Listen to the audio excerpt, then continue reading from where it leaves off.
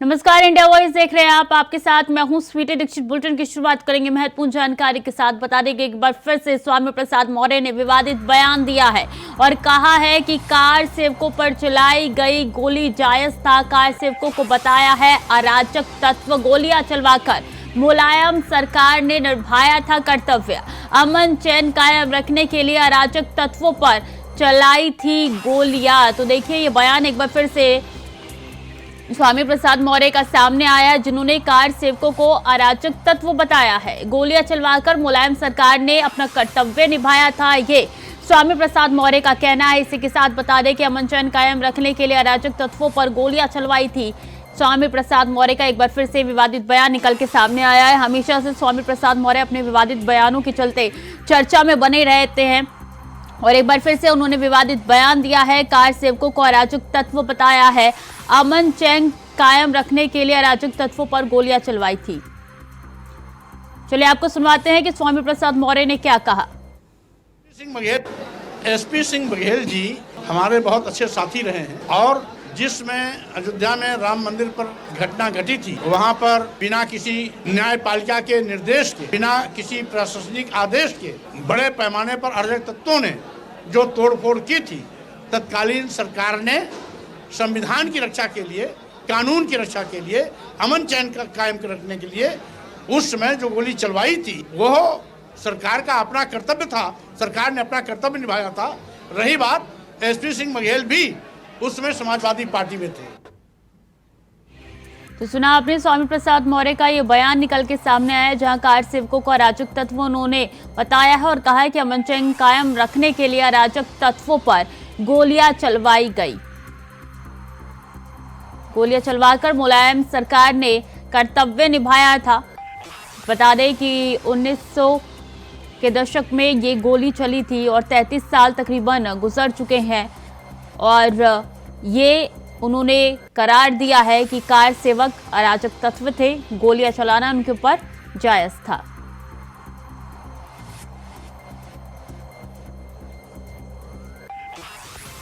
गोलियां चलवाकर मुलायम सरकार ने निभाया था कर्तव्य, ये स्वामी प्रसाद मौर्य का बयान निकल के सामने आया है। तो एक बार फिर से स्वामी प्रसाद मौर्य ने विवादित बयान दिया है और विवादित बयान देते हुए उन्होंने कार सेवकों को अराजक करार दिया है और हमेशा से अपने बयानों को लेकर चर्चा में बने रहते हैं स्वामी प्रसाद मौर्य। इस सिलसिले में एक बार फिर से उनकी तरफ से विवादित बयान दिया गया है। समाजवादी पार्टी के नेता है स्वामी प्रसाद मौर्य, उन्होंने एक बार फिर से विवादित बयान दिया है। उन्होंने कार सेवकों को अराजक तत्व बताया है और ये भी बताया है कि तत्कालीन सपा सरकार ने कार सेवकों पर गोली चलाई थी, वो सही चलाई थी, उसको जायज ठहराया है। उन्होंने कहा है कि जिस समय अयोध्या में राम मंदिर पर घटना घटी थी, वहां पर बिना किसी न्यायपालिका या प्रशासनिक के बड़े आदेश पैमाने पर अराजक तत्वों ने तोड़फोड़ की थी।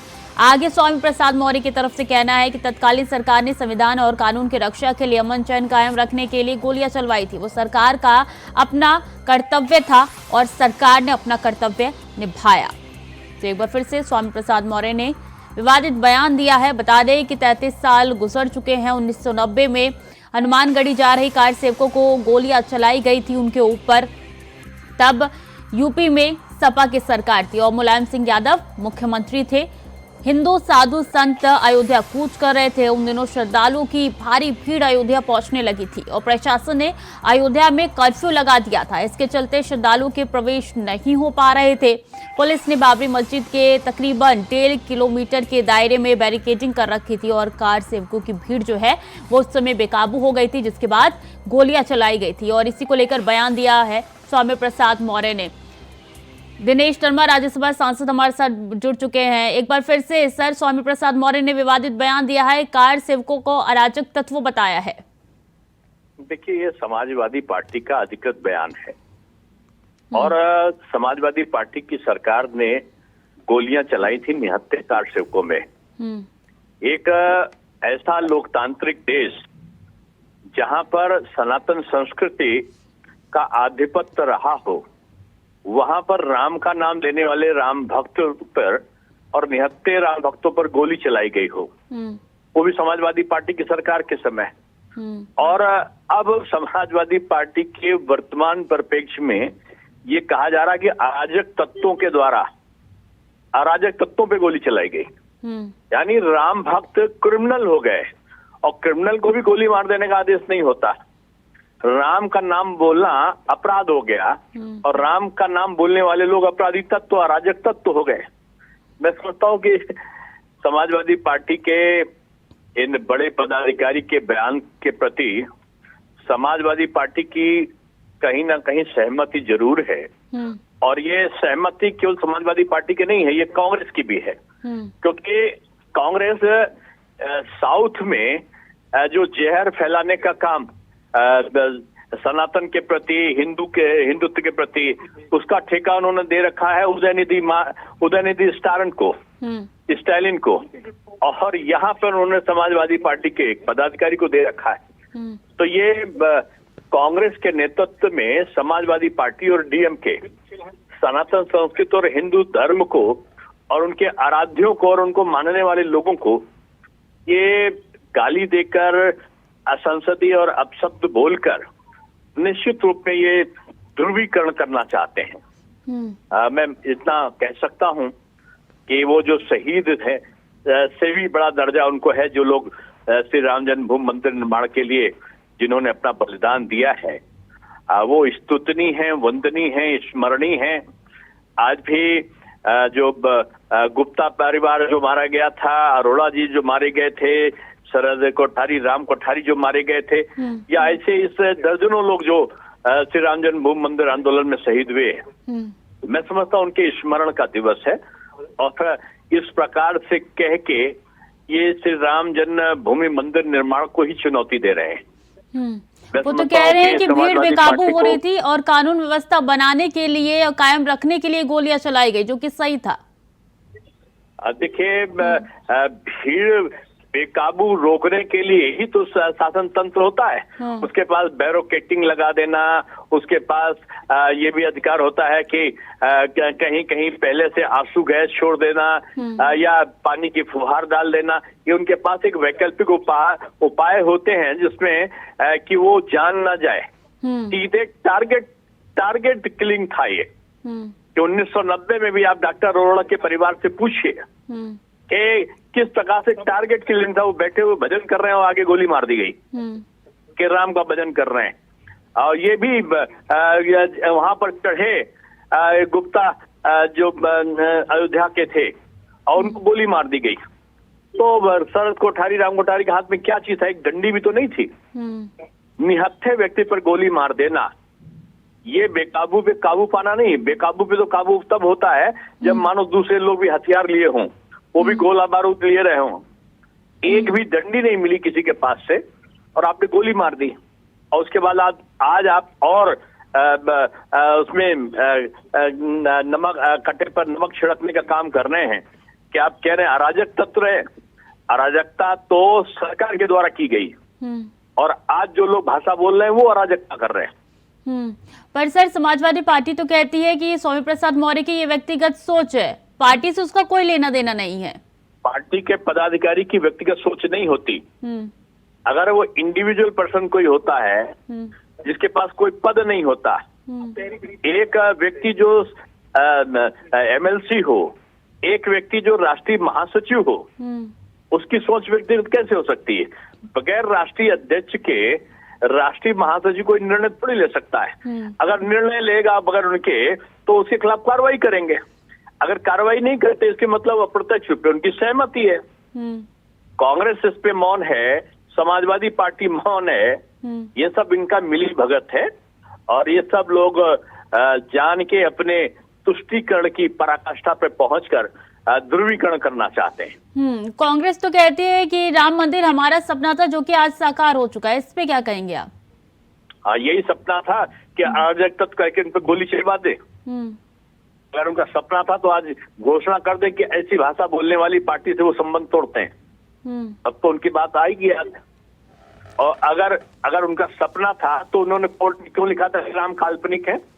उन्होंने कोर्ट में क्यों दिया था तो रामेश्वरम नहीं है? उन्होंने कोर्ट में क्यों लिख कर दिया था कि राम जन्मभूमि स्थान का कोई प्रमाण नहीं उनके पास?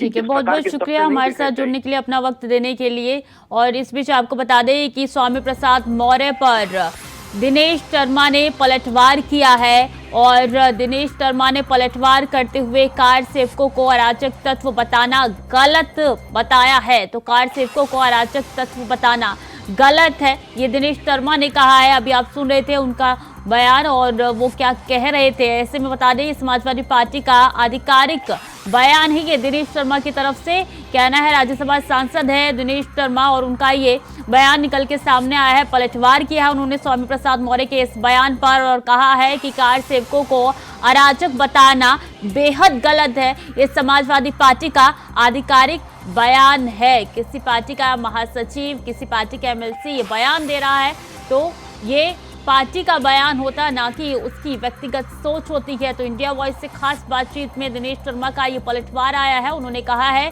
कि ये बेहद गलत है, ये समाजवादी पार्टी का आधिकारिक बयान है, स्वामी प्रसाद मौर्य का व्यक्तिगत बयान नहीं है। कार सेवकों को अराजक बताना उन्होंने गलत बताया और कहा है कि कार सेवकों की जो हत्या हुई थी वो शहीदों से भी बड़ा दर्जा उनको देना चाहिए।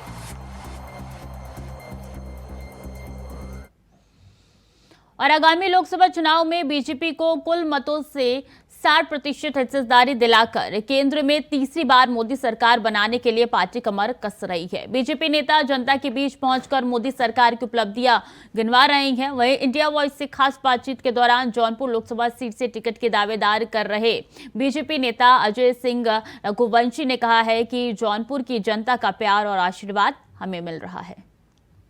2024 लोकसभा चुनाव की तैयारियां शुरू हो चुकी हैं। मैदान में उतरने वाले सभी नेता जनता के बीच कोई अपनी पार्टी की नीति को लेकर पहुंच रहा तो कोई अपने पार्टी के विकास कार्यों को लेकर जनता के बीच पहुंच रहा। तो हमारे साथ मौजूद हैं भाजपा नेता अजय सिंह रघुवंशी जी। सर, स्वागत है इंडिया वॉइस आपका। धन्यवाद। एक चर्चा है, भारतीय जनता पार्टी से आप टिकट की मांग कर रहे हैं, तो आगे क्या तैयारी आपकी? देखिए, तैयारी है प्रभु श्री राम के दर्शन की। प्रभु श्री राम आ रहे हैं और 500 सालों के समझिए वनवास के बाद प्रभु श्री राम की स्थापना हो रही है और मैं प्रभु श्री राम का वंशज हूँ, डोभी से आता हूँ। मेरे मुद्दे हैं जौनपुर की जो प्रति व्यक्ति आए हैं उसको बढ़ाना और जौनपुर का विकास करना। और इन मुद्दों के साथ मैं जनता के बीच में हूँ और अगर हमारे मुद्दे जनता को पसंद में आएंगे तो ज़रूर हमें जनता चाहेगी तो पार्टी हमको सीट देगी। जनता कितना प्यार व आशीर्वाद मिल रहा है आपको? जनता का प्यार तो भाई साहब बहुत अपरंपार मिल रहा है और जहाँ जा रहा हूँ मैं, जब बातें कर रहा हूँ और उनके प्यार को देख रहा हूँ। कल तो वरुण भाई हमारे साथ हैं, ये यहाँ के प्रभारी हैं भाजपा के, जिला पंचायत सदस्य रहे ये 2 बार। और ये हम लोग जब वहाँ से चलने लगे तो लोग कहे भाई साहब पूरा टाइम लेके आया करिए, आप इतना जल्दी क्यों जा रहे हैं। तो इतना प्यार मिल रहा है कि मुझे खुद बहुत इंटरेस्ट आ रहा है। पहले मैं सोचता था कि कैसा लगेगा लोगों के बीच में, लेकिन बहुत ही अच्छा लग रहा है और जनता बहुत उत्साहित है और विकास चाहती है। जनता वोट देती है आपको अपना एक तरह से कहते हैं ना कि पावर ऑफ अटॉर्नी देती है और उस पावर ऑफ अटॉर्नी का हमको सदुपयोग करके जनता की आकांक्षाओं पे, उनके उम्मीदों पे खरा उतरना एक अच्छे राजनेता का एक दायित्व होता है। एक आखिरी सवाल है, 22 जनवरी को वो दिन सभी को इंतजार है, राम मंदिर की प्राण प्रतिष्ठा है, तो कैसे देख रहे हैं आप?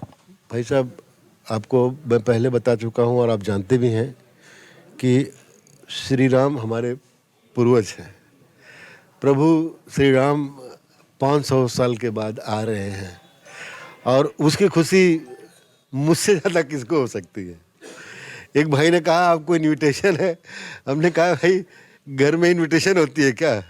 इनविटेशन तो उसको होती है जो कि पड़ोस का है। मेरे तो ब्लड रिलेशन है, डीएनए भी हमारा एक, मैं उनका वंशज हूँ। मोदी जी ने कहा दीपावली मनाइए उस दिन, जौनपुर के लोगों से क्या अपील रहेगी आपकी? मैं जौनपुर के सारे सनातनियों से और गैर सनातनियों से भी कहूँगा, क्योंकि वो भी कभी सनातनी थे, कि 22 जनवरी को दीपावली पूरे घर में, हर घर में बत्तियां जलाएं, हर घर में दीपावली का माहौल बनाएं।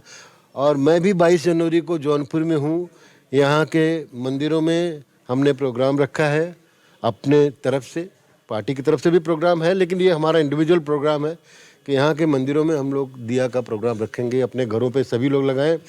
और 22 जनवरी को के बाद आपको राम राज शुरू होने वाला है। बिल्कुल, ये हमारे साथ अजय सिंह थे। फिलहाल आने वाला समय बताएगा भारतीय जनता पार्टी अजय सिंह पर कितना विश्वास करती है। जौनपुर से विवेक कुमार, इंडिया वॉइस। खबर बुलंदशहर से है, जहां चोरों की चोरी की घटना सीसीटीवी कैमरे में कैद हो गई है। बता दें कि 2 चोर शराब की दुकान का शटर तोड़कर घुसे, साथ ही एक किराने की दुकान में करीब 14,000 रुपये नकदी की चोरी की। तभी दोनों पीड़ित दुकानदारों ने अनूप शहर कोतवाली में अज्ञात चोरों के खिलाफ तहरीर दी। वहीं अनूप शहर पुलिस अज्ञात चोरों के खिलाफ मुकदमा दर्ज कर आगे की कार्रवाई में जुट गई है। मामला अनूप शहर कोतवाली क्षेत्र के गांव हरिद्वारपुर का बताया जा रहा है। ये तस्वीर आपके टीवी स्क्रीन पर है, ये सीसीटीवी फुटेज है जहां पे चोर जो है वो चोरी करते हुए नजर आ रहे हैं किराने की दुकान पे।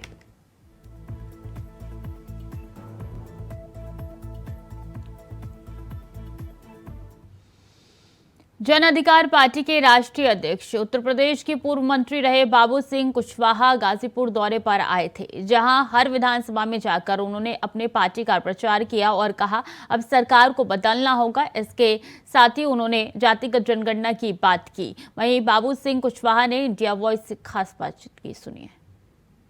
जन अधिकार पार्टी के राष्ट्रीय अध्यक्ष बाबू सिंह कुशवाहा जी हैं। आज इनसे सीधी बातचीत हम करेंगे और जानेंगे सर आप कहां कहां अभी गए आप और मुख्य मुद्दे आपके क्या हैं? कल हम लोगों ने जन अधिकार पार्टी के तत्वाधान में संपूर्ण भागीदारी यात्रा हम लोगों ने आपके गाजीपुर से शुरुआत की है। सैदपुर विधानसभा से लगभग हम लोगों ने वो सीट है राजभर जी वाली, वहाँ नहीं पहुँच पाए हैं। बाकी सारी सीटों को हम लोगों ने कवर किया है। गाजीपुर लोकसभा और गाजीपुर की लोकसभा की सीट के जो बाहर एक बलिया में सीट आती है, वहाँ भी हम लोग गए आज, और सब जगह पूरे जिले में लोगों का भरपूर समर्थन मिला। ये संपूर्ण भागीदारी यात्रा के लोग पक्ष में दिखे। आप जो मुद्दे की बात कर रहे हैं, तो मुद्दा अगर आपको मैं शॉर्ट में बताऊं तो संपूर्ण भागीदारी का है कि हमारे देश में जाति जनगणना हो। जाति जनगणना में जो रिजल्ट निकल के आए कि किसकी आबादी कितनी है, उस आबादी के हिसाब से संपूर्ण भागीदारी सभी जगहों में सबको हिस्सा मिले, भागीदारी मिले, ये इस यात्रा का मकसद है। जब मैं आपको देख रहा था मंच से, जब आप लोगों से बातचीत कर रहे थे, तो आपने 76 साल की बात की। 5 साल बाद या तो वो आए या तो ये आए, लेकिन आज के राजनीतिक उठापटक में बहुत सारी पार्टियां आई, आपने भी खुद अपनी पार्टी बनाई है और बहुत सारे लोग आपके साथ जुड़े। अगर मैं आपसे पूछूं तो आज के समय में राजनीतिक परिप्रेक्ष्य में बाबू सिंह कुशवाहा जी से मैं जानूं तो लोगों से आप मिलते हैं तो क्या फीडबैक मिलता है? देखिए, लोगों से जो फीडबैक मिलता है, हमारा पहला फीडबैक ये है कि हमारे लोगों के पास गरीबी है, बेरोजगारी है, अशिक्षित है। जो लोग सत्ता में गए, जो सुविधाएं उनको और उनके बच्चों को मिली, वो सुविधाएं हमें और हमारे बच्चों को नहीं मिली। ये तो मैं सबसे ज्यादा देखता हूँ। तो मैं यही बात उनको ध्यान दिलाता हूँ कि हमारी इस अशिक्षा का, गरीबी का, बेरोजगारी का कारण क्या है। ये सत्ता में बैठे लोग जो हैं, अपने लोगों को सत्ता का प्रयोग करके अपने लोगों को तो ऊपर ले गए, लेकिन हम लोगों को पीछे छोड़ दिया। ये मैंने देखा है और यही मैं लोगों को बताता हूँ। अगर मैं मंत्री जी आपसे पूछूं, पूर्व मंत्री भी रहे हैं आप, और जब से आपने राजनीति की शुरुआत की, आज के समय में जब आपकी शुरुआत हुई, राजनीति में बदलाव कहाँ तक देखते हैं, या फिर मैं कहूँ आज के नेताओं में भौकाल ज्यादा है, काम कम? देखिए, राजनीति में तो सबसे बड़ा बदलाव ये है कि पैसे का बहुत यूज होता है। मैं अभी मध्य प्रदेश के चुनाव में हम लोग लड़े थे 40-45 सीटों में, तो मैंने कभी कल्पना नहीं की थी उत्तर प्रदेश से आधा वोट एक सीट पे वहाँ, लेकिन एक सीट पे 50 से 100 करोड़ रुपया खर्च हो रहा था। अब इतना तो कभी हम लोगों ने कल्पना नहीं की। हम 40 से 45-42 सीटों पे लड़े हैं, हमारा 32 से 35 लाख रुपया खर्च हुआ है। हम इतने में ये चुनाव लड़े, इतने में हमारे प्रत्याशी लड़े, इतने में हम दौड़ा भी किए। लेकिन जहां एक सीट पे। गाजीपुर जिले की हम बात करें तो काफी दिल के आपके करीब है, धर्मपत्नी भी आपसे यहाँ चुनाव लड़ी थी। गाजीपुर में हर जगह आप गए हैं, जहां तक हम लोगों ने कवर किया। यहाँ की जनता की नब्ज को आपने टटोला है? गाजीपुर की जनता बदलाव चाहती है, हक हिस्से की लड़ाई में हमारे साथ है। हमें पूरा भरोसा है कि गाजीपुर की जनता हम लोग। और मथुरा में थाना मगौरा पुलिस और एसओजी टीम के अंतर्राज्यीय डकैत से मुठभेड़ हो गई, जहां अंतर्राज्यीय वांछित बदमाश मुठभेड़ के दौरान दोनों पैर में गोली लगने से घायल हो गए। बताया जा रहा है कि बदमाश के पास से एक तमंचा 315 बोर, 4 जिंदा कारतूस 315 बोर, 2 खोखा कारतूस 315 बोर, एक चोरी की स्प्लेंडर मोटरसाइकिल बरामद की गई है। तो वहीं एसएसपी शैलेश कुमार पांडे के निर्देश पर अभियान चलाया गया, जिसके तहत कार्रवाई की गई। मगोरा पुलिस और एसओजी की टीम को ये सूचना मिली थी कि 50,000 रुपए का इनामी हरी सिंह, जो कि जिला दौसा का रहने वाला है और यहाँ से जनपद मथुरा से थाना राया से ट्रैक्टर चोरी की वारदात में वांछित है, अपने कुछ साथियों के साथ मगोरा राजस्थान से मगोरा की तरफ आने वाला है। इस सूचना पर यहाँ पर बॉर्डर पर यहाँ पुलिस की टीम के द्वारा चेकिंग आरंभ करी गई। एक व्यक्ति मोटरसाइकिल पर आता हुआ भी दिखाई दिया। जब पुलिस टीम के द्वारा उनको रुकने का इशारा किया गया तो उसके द्वारा मोटरसाइकिल रोक करके पुलिस टीम पर फायर की। पुलिस टीम के द्वारा भी जवाबी फायरिंग करी गई, जिसमें उसके दोनों पैरों में गोली लगी है। और उत्तर प्रदेश के मुरादाबाद जिले में सनसनीखेज वारदात सामने आई है। दौलतबाग के वाल्मीकि बस्ती में रहने वाले पति भूरा ने अपनी पत्नी बेबी की गला रेतकर हत्या कर दी। पति पत्नी में गोद लिए बेटे को लेकर आए दिन विवाद होता था। मृतक महिला के बेटे का आरोप कि उसके पिता शराब के नशे में मां से मारपीट करते थे। गोद लिए बेटे को लेकर हत्यारा पति अपनी पत्नी पर गंभीर आरोप लगाता था। इन आरोपों का विरोध जब महिला ने किया तो आरोपी पति ने अपनी पत्नी की गला रेतकर हत्या कर दी। बता दें कि घटना को अंजाम देखकर आरोपी पति घर में ताला लगाकर फरार हो गया। मृतक का बेटा जब घर पहुंचा तो घर में ताला लगा हुआ था। घर का ताला तोड़कर जब घर के अंदर पहुंचे तो उसके होश उड़ गए। थाना नागफनी क्षेत्र में अभी एक सूचना मिली थी कि एक महिला जिसका नाम बेबी था, उसको उसके पति के द्वारा उसके ऊपर किसी धारदार हथियार से हमला किया गया था और वो घर को बंद करके तो वहाँ से चला गया था। उसके बच्चों को जब पता चला तो उन लोगों ने आके जब घर में देखा तो वो काफ़ी घायल अवस्था में घर पे थी। उसको तत्काल हॉस्पिटल ले जाया गया, जहाँ उसको मृत घोषित किया गया। जो पति है, इसका नाम भूरे है, वो अभी मौके से फरार है। सबको पोस्टमार्टम के लिए भिजवाया गया है और उसमें कार्रवाई की जा रही है और जल्दी उसकी गिरफ्तारी।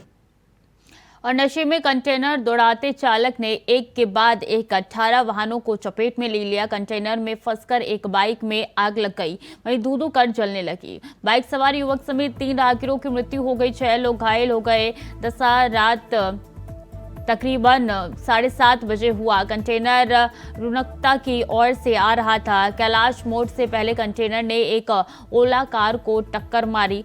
कार आगे एक अन्य कार में जा घुसी। हादसे के बाद चालक ने कंटेनर को नहीं रोका, रफ्तार और बढ़ा दी। बाईपुर मोड़ पर 2 बाइकों को चपेट में ले लिया। 50 मीटर तक बाइक घिसटती रही। हादसे में एक बाइक में आग लग गई।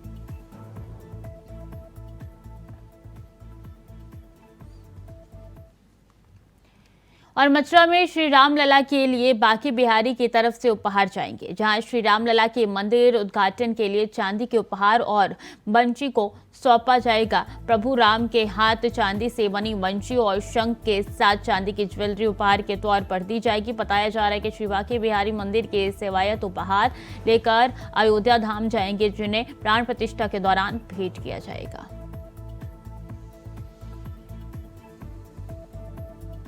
जैसा कि अभी आपको गोपी गोस्वामी द्वारा बताया गया कि मंदिर की ओर से गोस्वामी समाज द्वारा ठाकुर जी के लिए जो निमित्त सभी चंद बांसुरी सभी जो बनाया गया है वो रामलला के निमित्त सत्येंद्र जी पुजारी जी के माध्यम से 14 तारीख को अयोध्या भेजा जाएगा।